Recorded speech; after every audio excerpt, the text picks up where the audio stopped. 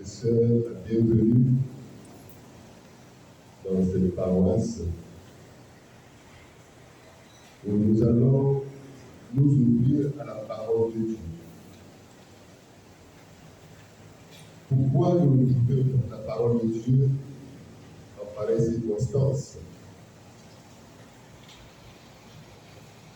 Nous avons effectué la conférence épiscopale du Gabon, notre visite à Guinée l'année dernière, jusqu'à maintenant. Et nous avons visité plusieurs dicastères et plusieurs parmi ces dicastères nous ont encouragés à aider les laïcs à prendre leur place en politique. Ils nous ont encouragés à les soutenir pour qu'ils puissent réaliser et poursuivre l'œuvre de Dieu dans ce domaine. Au niveau donc de la commission épiscopale apostolale laïque,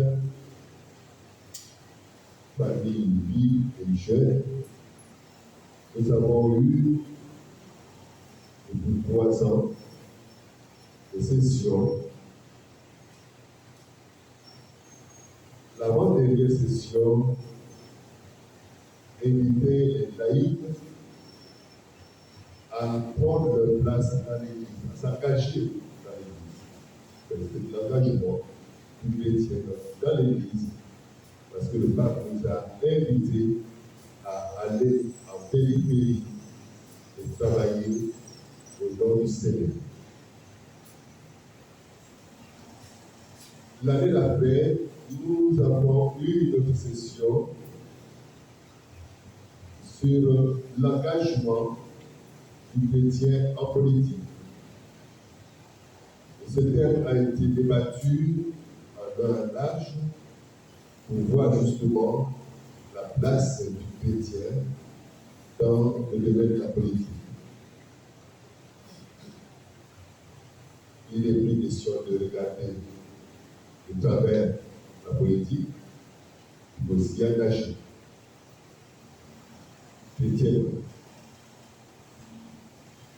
Et la dernière session que nous avons tenue en février, la première partie en février, un mois, nous a invités à accueillir l'enseignement de l'Église avec la transition que nous vivons. À la lumière de tout cela, comment voter chrétiennement? Ce thème a été débattu il y a à peine un mois à l'institution Immaculée Conception. Ce thème était plus ouvert aux électeurs. La deuxième partie est réservée aux candidats et aux élus. Alors pourquoi nous adresser aux candidats? Simplement parce que nous avons besoin, et l'Église nous l'a recommandé, nous avons besoin d'accomplir notre devoir en tant que pasteur. Ce devoir, c'est de dire ce que Dieu dit. Et de le dire de manière officielle. Cela a tardé tout petit peu parce que le nom des candidats, je veux qu'elles soient sorties en retard, on a dû attendre. Et hier encore, on nous a annoncé l'arrivée des 4 pôles. Cela retienne ceux qui sont venus, soient les bienvenus. Ceux qui n'ont pas pu venir, Dieu les aidera à cheminer selon sa volonté.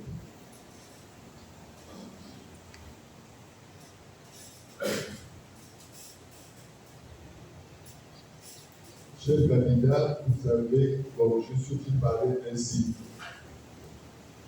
Donc les candidats ont dû accomplir certains devoirs sur le plan juridique, sur le plan de la santé.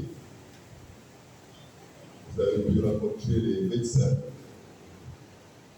Et maintenant, il est question d'accueillir la parole de Dieu.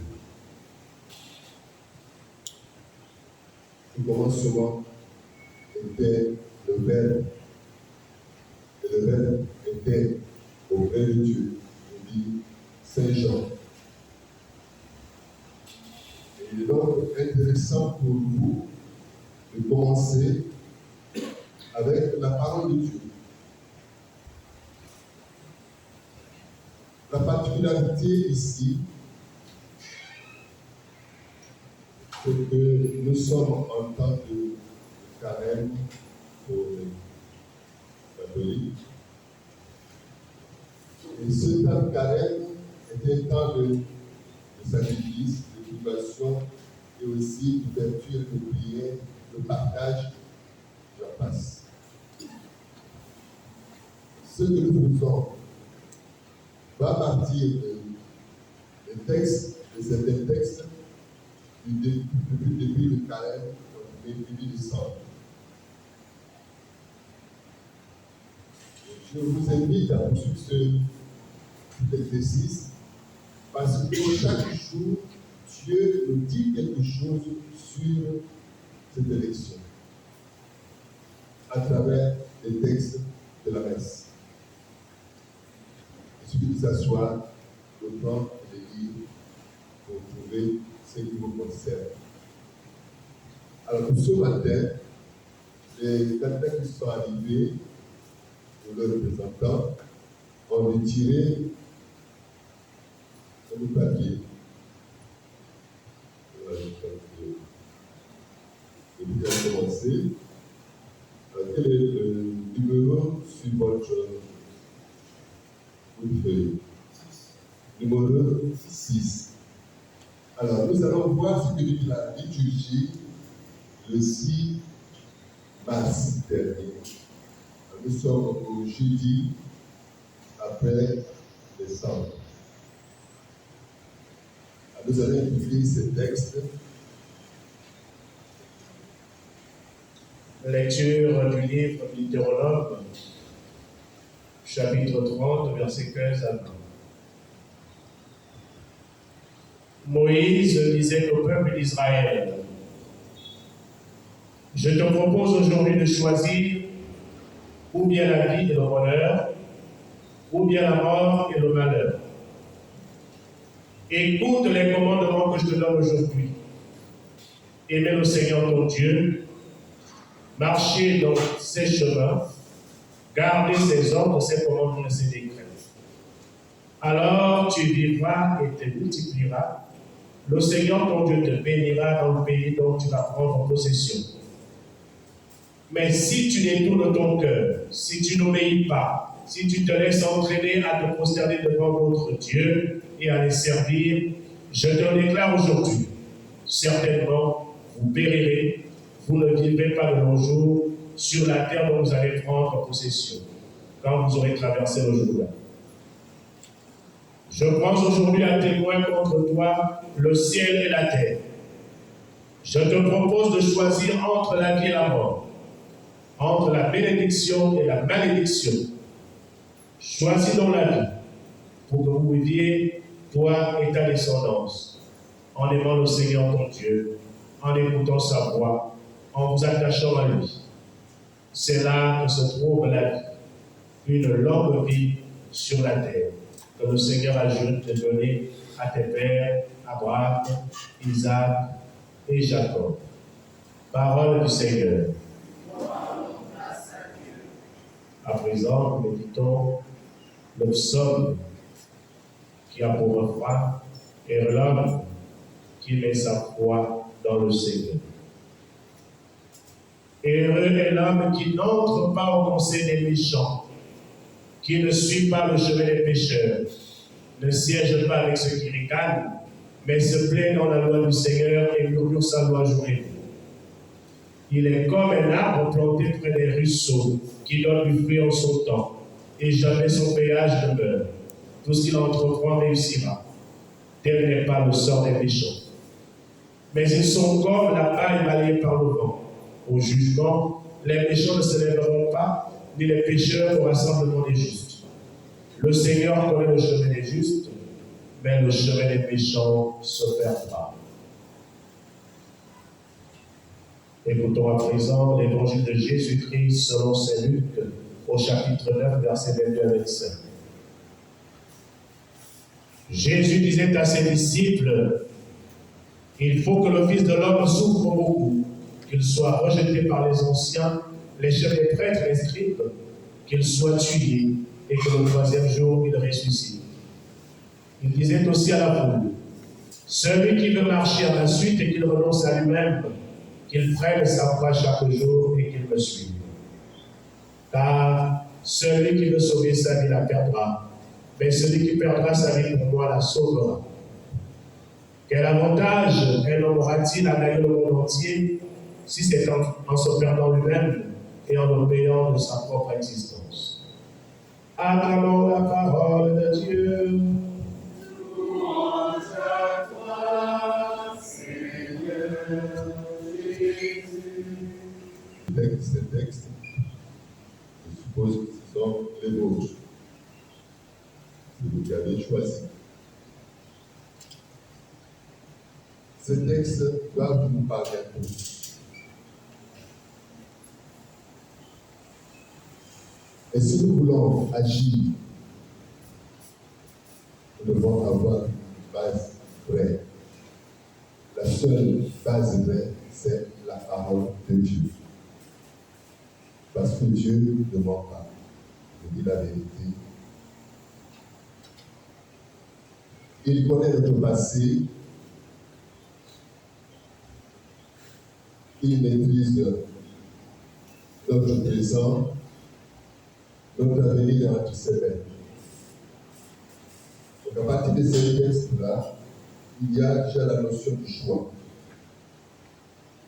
Quand on va à une élection, c'est forcément un choix à faire. Et ici, Dieu propose de choisir le bonheur, de choisir la vie.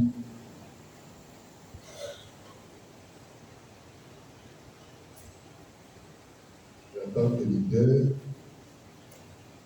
en tant que candidat,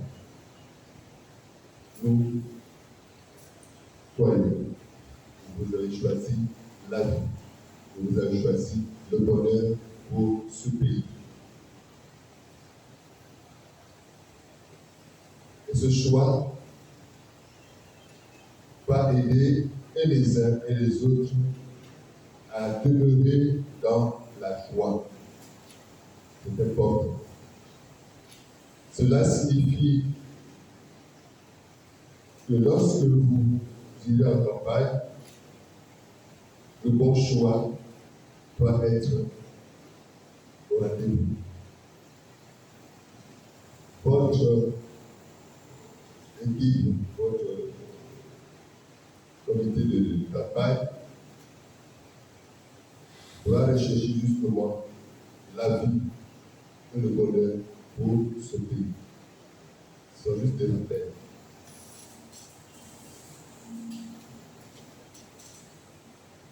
Heureux est l'homme qui n'entre pas au conseil des méchants, qui ne suit pas le chemin des pécheurs, ne siège pas avec ceux qui ricanent, mais se plaît dans la loi du Seigneur et médite sa loi jour et nuit. Heureux l'homme qui met sa foi dans le Seigneur. Dieu va nous rappeler encore. Et là, nous sommes au premier psaume de la Bible. C'est le premier psaume. Est-ce que nous sommes prêts à entrer dans cette phase où nous allons tous choisir la vie, choisir le bonheur, tel que Dieu nous le propose? Cela ne dépend pas seulement de candidats, la plupart de chacun des électeurs.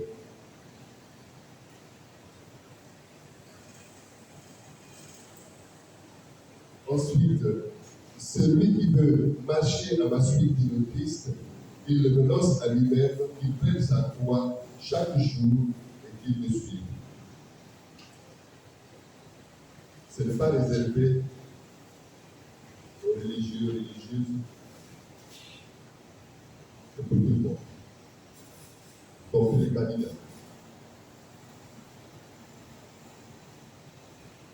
C'était pour dire pourquoi est-ce qu'il nous parle de la parole de Dieu. Mais simplement parce que le peuple que vous voulez conduire, vous voulez gouverner, est le peuple de Dieu. Il appartient à Dieu. Il vous sera difficile de gouverner ce peuple sans consulter Dieu, sans savoir ce que Dieu a prévu pour ce peuple, sans avoir l'agenda de Dieu pour ce peuple.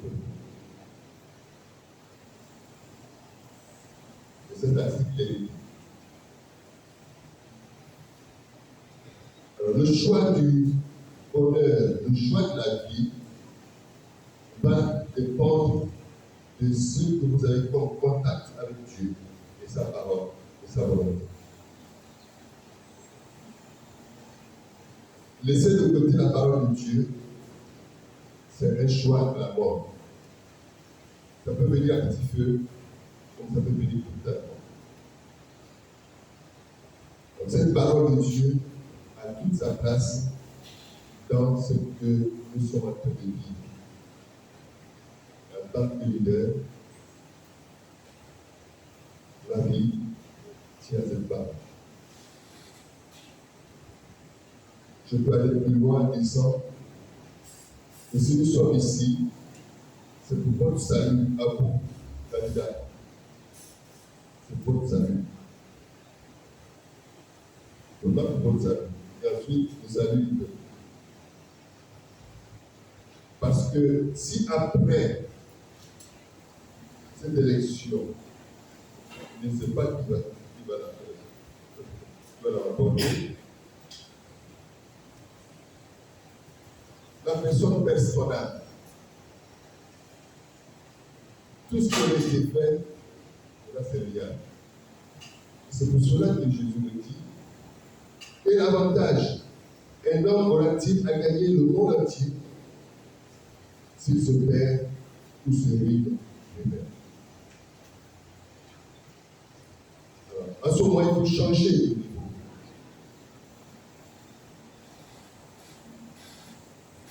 Il faut changer de niveau. Première chose à ce niveau, mon salut en tant que candidat. Est-ce que je serai sauvé après avoir gagné tout ce combat? Est-ce que je serai sauvé? Après, est-ce que le peuple que Dieu me confie sera sauvé? Ce n'est pas une affaire de religieux seulement. Cela concerne tout le monde. Et particulièrement aujourd'hui, les candidats à la présidentielle de 2025. Vous l'avez compris, il faut savoir, donc, vous référez à Dieu. Parce que Dieu a un bon programme pour ce pays. Et qui veut justement conduire ce pays doit être au courant de ce programme. Qu'est-ce qu'il y a à l'intérieur? Nous nous arrêtons là pour cette partie. Deuxième candidat, vous avez fait le numéro 15. Du livre du Deutéronome, chapitre 26, versets 16 à 19. Nous écoutons. Moïse disait au peuple d'Israël, aujourd'hui, le Seigneur ton Dieu te commande de mettre en pratique ses commandements et ses décrets. Tu les garderas et observeras de tout ton cœur et de toute ton âme.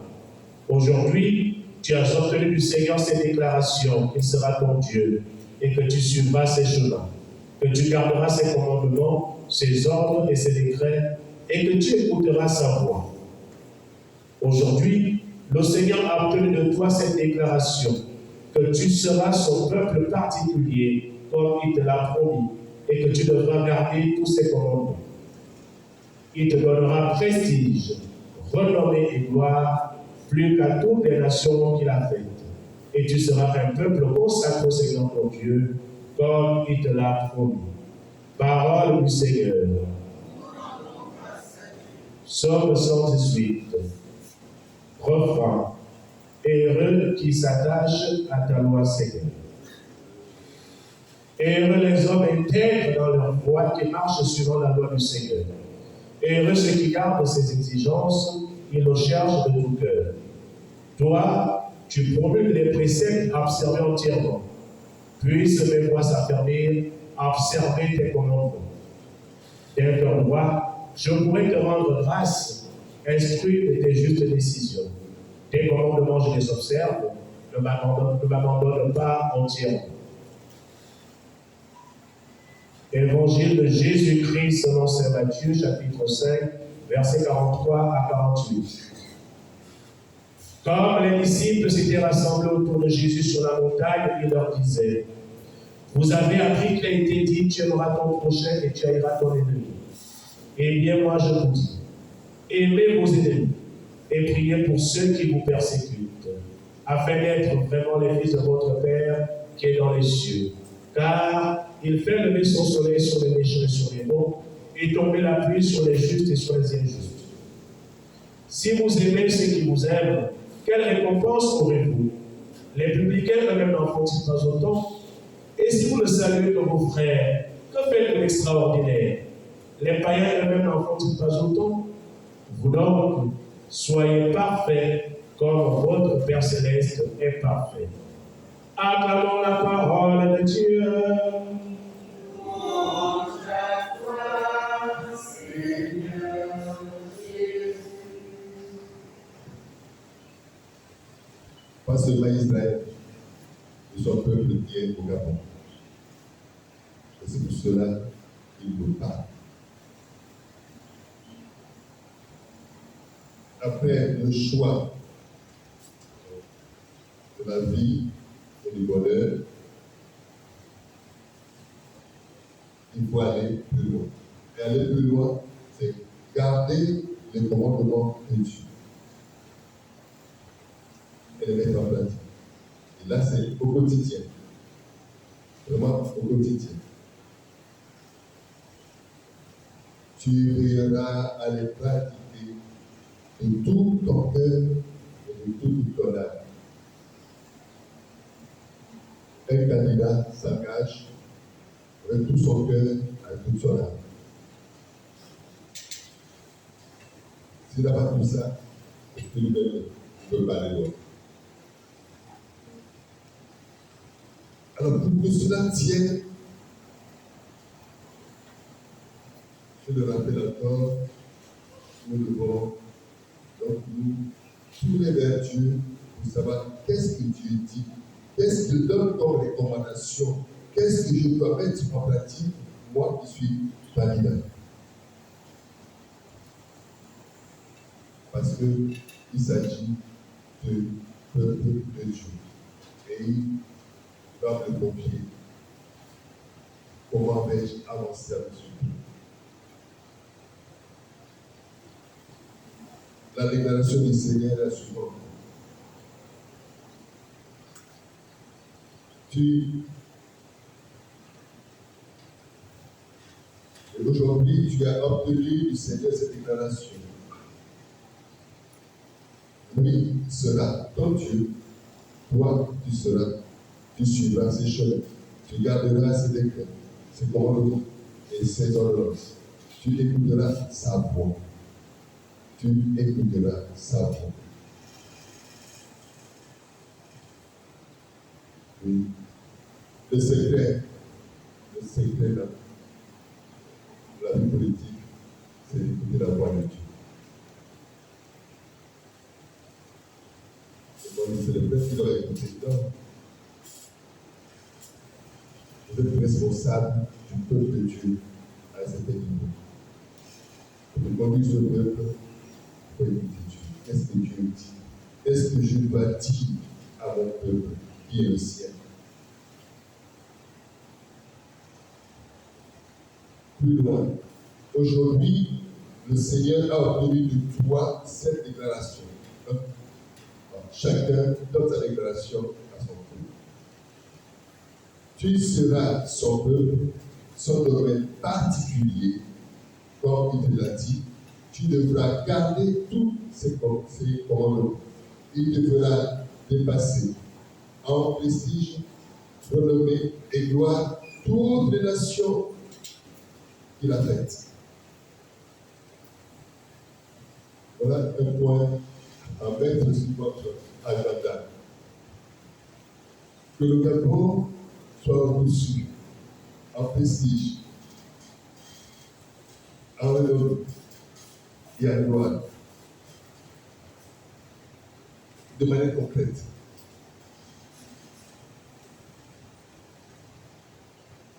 Et si Dieu a voulu que nous puissions entendre ce texte aujourd'hui, c'est qu'il a justement un projet à ce niveau. Heureux les hommes intègres. Dieu veut que nous soyons heureux. C'est cela que nous cherchons pour ce peuple qui est dans ce pays. Ils sont heureux. On peut continuer à développer. Dans l'évangile, chapitre 5, verset 43 à 48, l'enseignement de Jésus sur la. Vous avez appris, il a été dit, tu aimeras ton prochain et tu haïras ton ennemi. Eh bien, moi, je vous dis, aimez vos ennemis. Aimez vos ennemis. Ce n'est pas de la vie. Ce n'est pas impossible. Mais si le Seigneur nous le recommande, c'est que cela se fait. S'engager à aimer mon ennemi. Et toutes les fois, les uns et les autres, vous l'avez déclaré, vous n'êtes pas des ennemis. Non, vous n'êtes pas des ennemis. C'est des frères qui avançaient pour une cause. Alors, comment avancer ensemble pour une cause alors qu'il y a une place à discuter? Dieu a la solution. On n'a pas beaucoup de temps. On peut venir là-dessus pour que ça soit plus clair encore. Ne pas haïr son ennemi. Voilà l'attitude d'un chrétien. Ne pas haïr son ennemi. Il faut l'aimer. Mieux, il faut prier pour lui. Prier pour ceux qui vous persécutent. Qu'un candidat rentre chez lui le soir, après une campagne qui a été complètement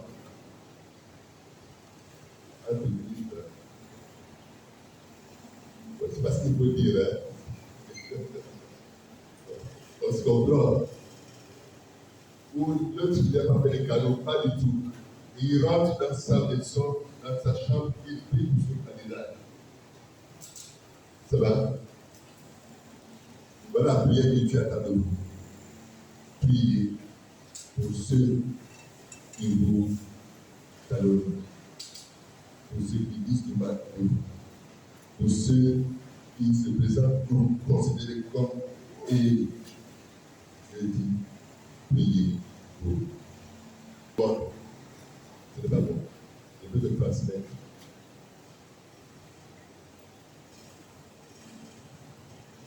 Vous donc, vous serez parfaits comme votre Père Céleste est parfait. Le monde ne cachez pas. Vous êtes mon peuple jusqu'au bout. Vous serez parfaits comme votre Père Céleste est parfait. Alors, si nous ne recherchons pas la perfection, nous ne pourrons pas avoir le prestige, la renommée et la gloire promis par Dieu.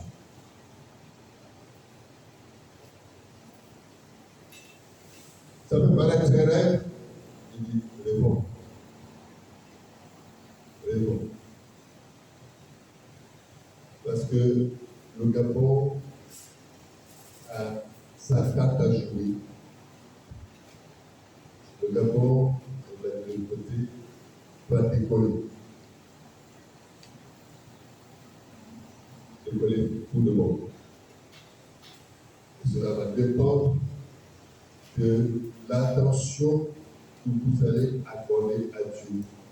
Quelle que soit votre obéissance, nous sommes tous créés par Dieu. C'est à partir de l'attention que vous allez accorder à Dieu, à la manière dont vous allez mettre en pratique la parole de Dieu, que vous allez permettre à ce pays d'être heureux. On va m'arrêter là pour cette date. Nous allons lire ici des textes du 3e dimanche de carême à la liturgie de C, c'est-à-dire les textes qui nous sont proposés pour demain. Première lecture. Lecture du livre de l'Exode. Moïse gardait le troupeau de son beau-père Jéthro près de Madian. Il mena le troupeau au-delà du désert et parvint à l'Horeb, la montagne de Dieu. L'ange du Seigneur lui apparut au milieu des feux qui sortaient des buissons. Moïse regarda, le buisson brûlait sans se consumer. Moïse se dit alors, je vais faire un détour pour voir cette chose extraordinaire. Pourquoi le buisson ne brûle-t-il pas? Le Seigneur vit qu'il avait fait un détour pour venir regarder, et Dieu l'appela du milieu du buisson. Moïse, Moïse, il dit, me voici. Dieu dit alors, n'approche pas d'ici, retire tes sandales, car le lieu que foulent tes pieds est une terre sainte. Je suis le Dieu de ton père, Dieu d'Abraham, Dieu d'Isaac, Dieu de Jacob. Moïse se voila le visage, car il craignait de porter son regard sur Dieu. Le Seigneur dit à Moïse, j'ai vu, oui, j'ai vu la misère de mon peuple qui est en Égypte, et j'ai entendu ses cris sous les coups des chefs de corvée. Oui, je connais ses souffrances, je suis descendu pour le délivrer de la main des Égyptiens et le faire monter de cette terre vers une terre spacieuse et fertile, vers une terre ruisselant de lait et de miel, vers le pays du Canaan. Et maintenant, va, je t'envoie chez Pharaon. Tu feras sortir d'Égypte mon peuple, les fils d'Israël. Moïse répondit, j'irai donc trouver les fils d'Israël et je leur dirai, le Dieu de vos pères m'a envoyé vers vous. Ils vont me demander quel est son nom. Que leur répondrai-je? Dieu dit à Moïse, je suis celui qui suis. Tu parleras ainsi aux fils d'Israël. Celui qui m'a envoyé vers vous, c'est je suis. Dieu dit encore à Moïse, tu parleras ainsi aux fils d'Israël. Celui qui m'a envoyé vers vous, c'est Yahvé, c'est le Seigneur, le Dieu de vos pères, Dieu d'Abraham, Dieu d'Isaac, Dieu de Jacob. C'est là mon nom pour toujours, c'est le mémorial par lequel vous me célébrerez d'âge en âge. Parole du Seigneur. Psaume 102. Le Seigneur est tendresse et pitié. Bénis le Seigneur mon âme, bénis son nom très saint mon être.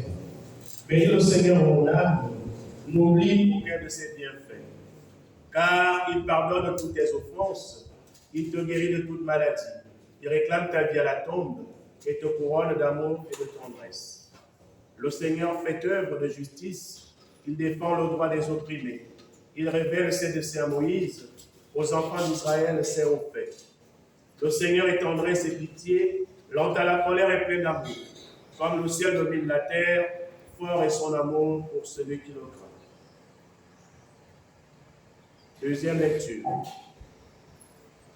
Lecture de la première lettre de Saint Paul apôtre aux Corinthiens, chapitre 10, du 1er au 6e verset, puis du 10e au 12e verset.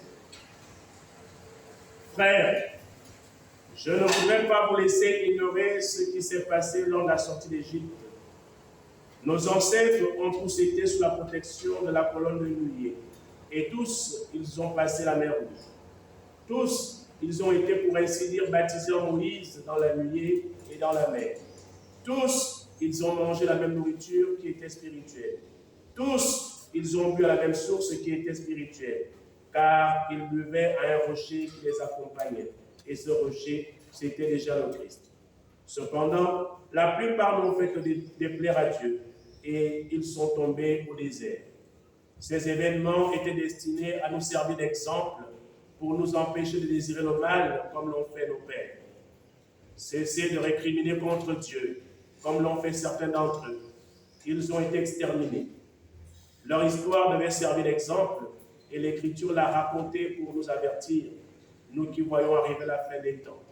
Ainsi donc, celui qui se croit solide, qu'il fasse attention à ne pas tomber. Parole du Seigneur. Évangile de Jésus-Christ selon Saint Luc. Chapitre 13, les 9 premiers versets. Un jour, des gens vinrent rapporter à Jésus l'affaire des Galiléens que Pilate avait fait massacrer pendant qu'ils offraient un sacrifice. Jésus leur répondit, « Pensez-vous que ces Galiléens étaient de plus grands pécheurs que tous les autres Galiléens pour avoir subi un tel sort? Eh bien non, je vous le dis. Et si vous ne vous convertissez pas, vous périrez comme eux. » Et ces 18 personnes tuées par la chute de la tour de Siloé, pensez-vous qu'elles étaient plus coupables que tous les autres habitants de Jérusalem? Eh bien non, je vous le dis. Et si vous ne vous convertissez pas, vous périrez tous de la même manière. Jésus leur disait encore cette parabole. Un homme avait un figuier planté dans sa ville. Il vint chercher du fruit sur ce figuier et n'en trouva pas. Il dit alors à son vigneron, « Voilà 3 ans que je viens chercher du fruit sur ce figuier et je n'en trouve pas. Coupe-le. À quoi bon le laisser épuiser le sol? » Mais le vigneron lui répondit, « Seigneur, laisse-le encore cette année, le temps que je bêche autour pour y mettre du fumier. Peut-être donnera-t-il du fruit à l'avenir, sinon tu le couperas. » Acclamons la parole de Dieu. Louange à toi, Seigneur Jésus. J'ai vu la misère de mon peuple qui est en Égypte. Je peux parler aussi de la misère de son peuple qui est au Gabon.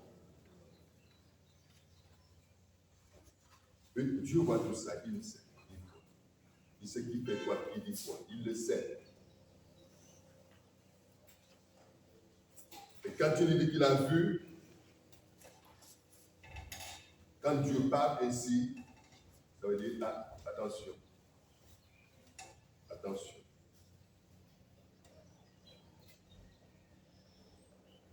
L'homme peut agir dans l'ombre. Même dans l'obscurité la plus noire, Dieu le voit.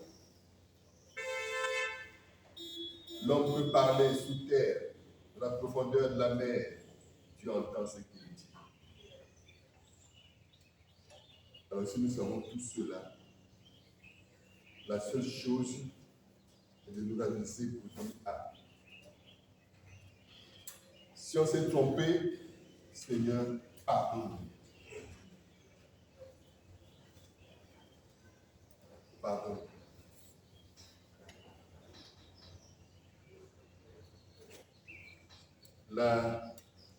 L'épisode du sang ardent, c'est Dieu qui se manifeste. Dieu qui est présent. Et Dieu a une manière d'être présent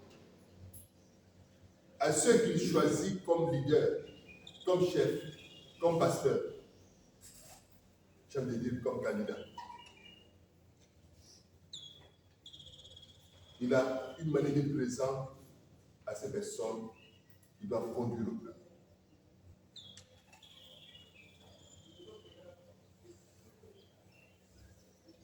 Donc, chers candidats, je vous en supplie, ne négligez pas ce mode de présence de Dieu à vos côtés. pour votre propre salut, pour le salut de ce pays. Que vous sachiez voir votre buisson ardent. Que vous sachiez écouter Dieu qui vous parlera à partir de ce buisson ardent. Chacun aura éternellement le sien.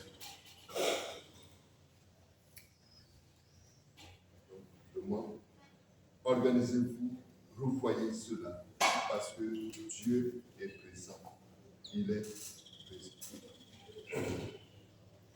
Et celui qui envoie mission, être candidat, c'est pouvoir aller accomplir la mission du Seigneur.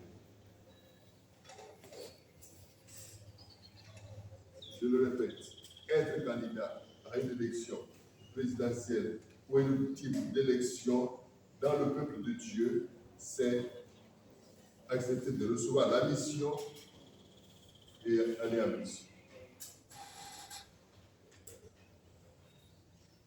Moïse est envoyé en mission, il ne sait pas trop comment faire. Dieu l'envoie. Et il ne sait pas parler. Qu'est-ce que je vais dire? Qu'est-ce que je vais dire? Le Dieu de vos pères m'a envoyé vers vous. Ils vont me demander quel est son nom. Que leur répondrai-je? Dieu dit à Moïse, dans la réponse c'est je suis qui je suis. Et dans sa traduction, je suis qui je suis.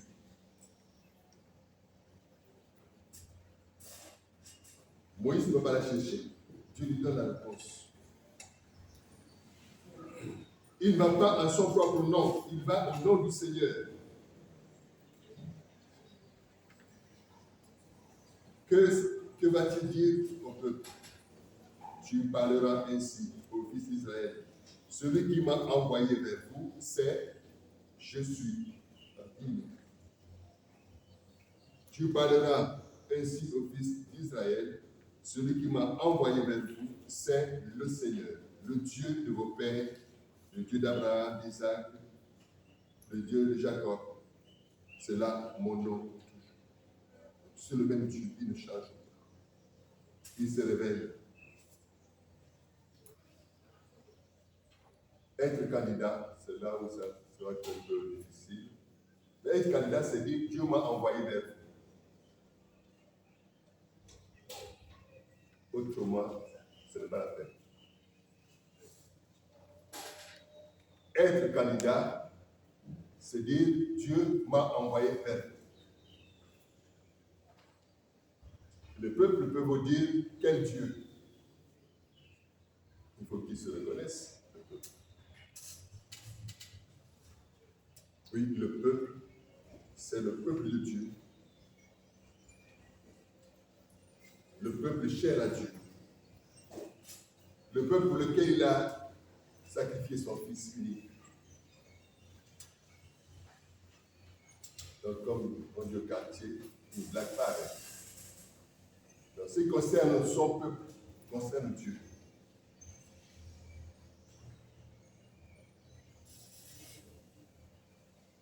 On peut présenter la chose différemment. Je suis candidat, il faut que je sois convaincu que Dieu m'a envoyé. Autrement, ce n'est pas la peine.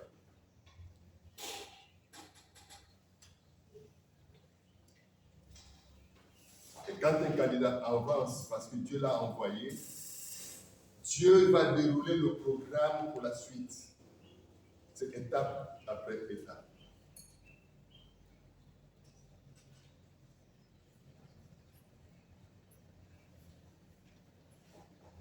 Quelqu'un me dira, mais comment savoir que Dieu m'envoie? C'est tout l'intérêt d'écouter Dieu.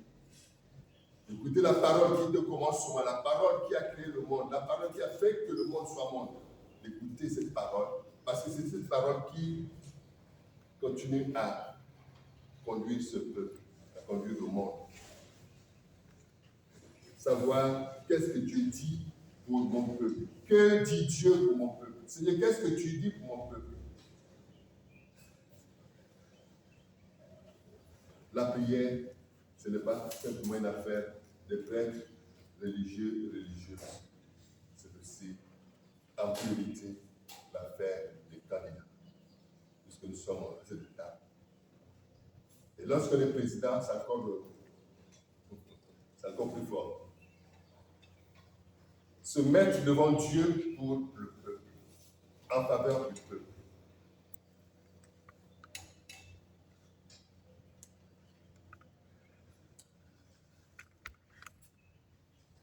Dieu a tout prévu pour nourrir son peuple. Et dans la deuxième lecture, vous l'avez entendu, Corinthiens 10, il parle de la même nourriture. Tous, ils ont mangé la même nourriture spirituelle. Tous, ils ont bu à la même boisson spirituelle. Car ils buvaient à un rocher spirituel qui les suivait, qui les suit. Donc tu assures tout ça.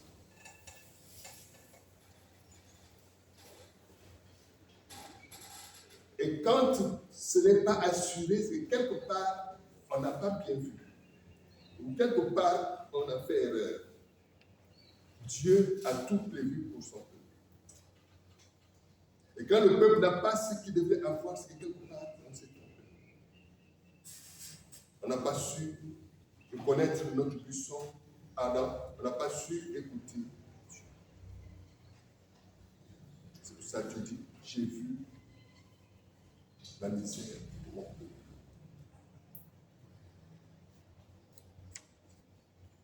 Et quand le leader suit les recommandations du Seigneur, vous avez entendu dans la première lecture là-bas, il faut mettre cela en pratique. Il faut respecter les commandements. Et quand le leader respecte les commandements de Dieu, Dieu assure le reste. Parce qu'il est Dieu, parce que lui, il est notre Père. Il nous l'a rappelé plus d'une fois. Nous sommes son peuple. Il ne peut pas laisser son peuple mourir de faim. Mais si le peuple meurt de faim, c'est quelque part, nous nous sommes trompés. Et il est bien que nous sachions où est-ce qu'on s'est trompé. Il est bien que nous puissions dire au Seigneur, pardonne-nous, nous nous sommes trompés. Pardonne-nous, nous nous sommes trompés.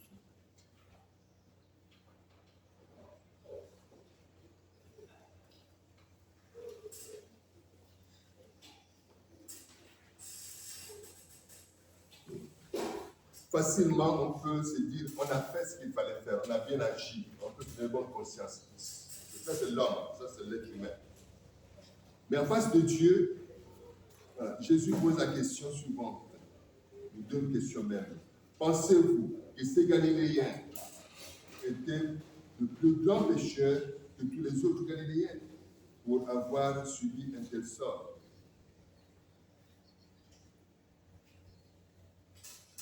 L'affaire des Galiléens que Pilate avait fait massacrer.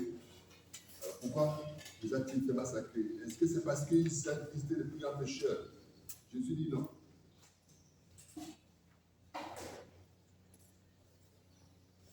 Mais Jésus nous invite à la conversion.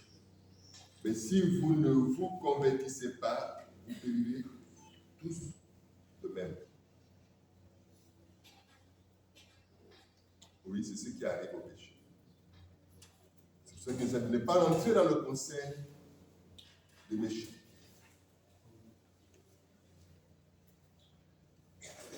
Deuxième question. Et ces 18 personnes tuées par la chute de la tour de Siloé, pensez-vous qu'elles étaient plus coupables que tous les autres habitants de Jérusalem? Eh bien, je vous dis, pas du tout. Mais si vous ne vous convertissez pas, vous payerez tous de même.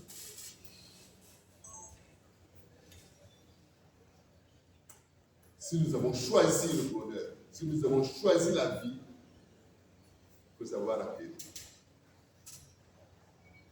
Il faut savoir laquelle.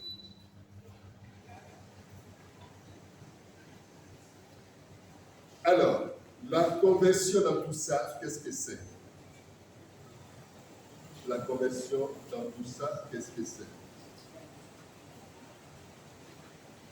Jésus finit par cette parabole. quelqu'un avait un figuier planté dans sa vigne. Il vint chercher du fruit sur ce figuier et n'en trouva pas. Il dit alors à son vigneron, voilà 3 ans que je viens chercher du fruit sur ce figuier et je n'en trouve pas. Coupe-le. À quoi bon le laisser épuiser le sol? Mais le vigneron lui répondit, Maître, laisse-le encore s'étaler, le temps que je pêche autour pour y mettre du fumier. Peut-être donnera-t-il du fruit à l'avenir, sinon tu le couperas. Possibilité donc de couper ce figuier. Il ne prenait pas le fruit. Il est plus au sol. Après on le garder. Mais quelqu'un qui aime ce figuier, parce que c'est son domaine, c'est ça, sa vie, il l'aime. Il dit non, Seigneur, laisse, je vais pêcher autour. Je vais l'aider à porter du fruit. Je ne sais pas si cela est possible en politique. Mais je vais à l'église. Et il va falloir certainement réfléchir tout ça. Et sans blague, on peut nous aider là-dedans.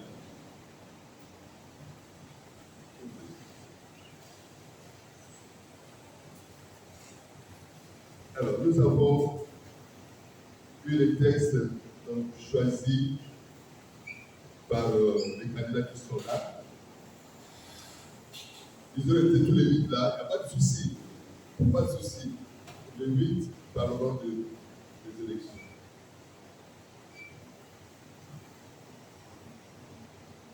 Si nous voulons aller loin, chers candidats,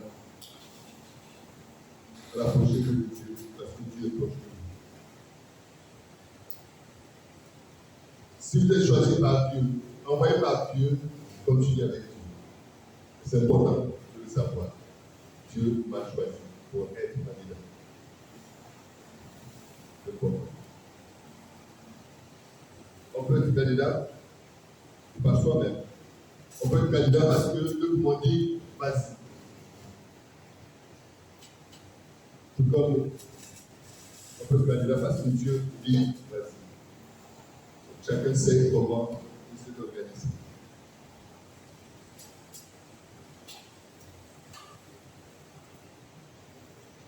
Bon, je vous l'ai dit tout à l'heure.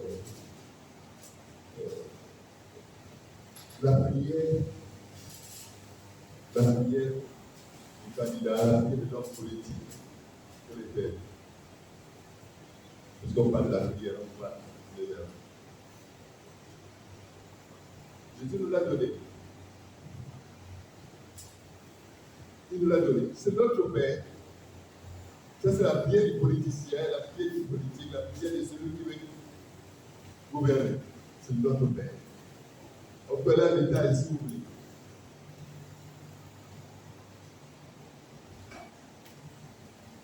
S'il vous plaît, cette prière. Et dès que passe cette prière, toute votre vie, vous est l'autre.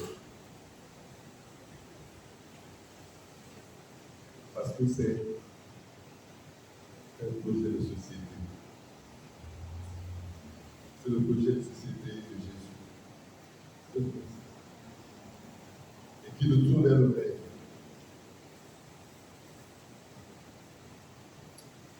Tout ce que Jésus a fait, c'est pour que l'homme soit heureux, que les malades soient guéris, que les affamés mangent. Tous les miracles qu'il a fait, c'est pour que l'homme soit heureux. Imitez-le, s'il vous plaît. Cette vérité, pour vous qui êtes ici, et pour ceux qui sont ensemble, cette vérité, c'est le désir de voir les choses changer. Voir les choses changer. vous voulez un changement. Quel changement? La question est, quel changement? Changement que vous avez personnellement défini, changement que vous avez vu avec votre électorat, changement que le monde dans sa course vous impose, ou d'autres changements encore. Là aussi, ce qui est simple, c'est de savoir quel est le changement que Dieu veut.